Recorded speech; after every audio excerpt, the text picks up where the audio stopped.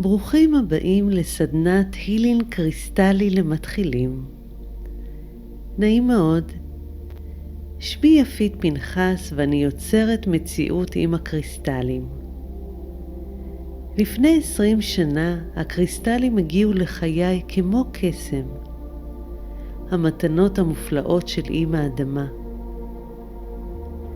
מאז אני נפעמת כל פעם מחדש מיופיים, מהאנרגיה ותדר הריפוי שטמון בהם, מהתואר והאור האינסופי שרוצה להיטיב עמנו.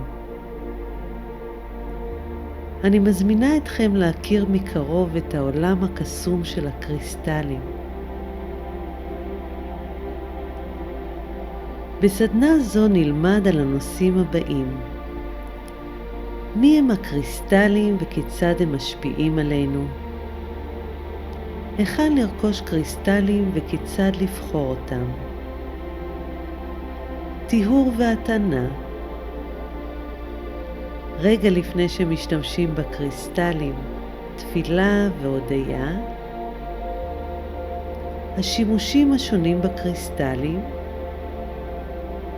הצ'קרות, מרכזי האנרגיה בגוף. מהו הילינג קריסטלי וכיצד לבחור בקריסטל המתאים לטיפול? 21 קריסטלים לריפוי ואיזון הגוף, ולבסוף מדיטציה ליצירת מציאות עם הקריסטלים.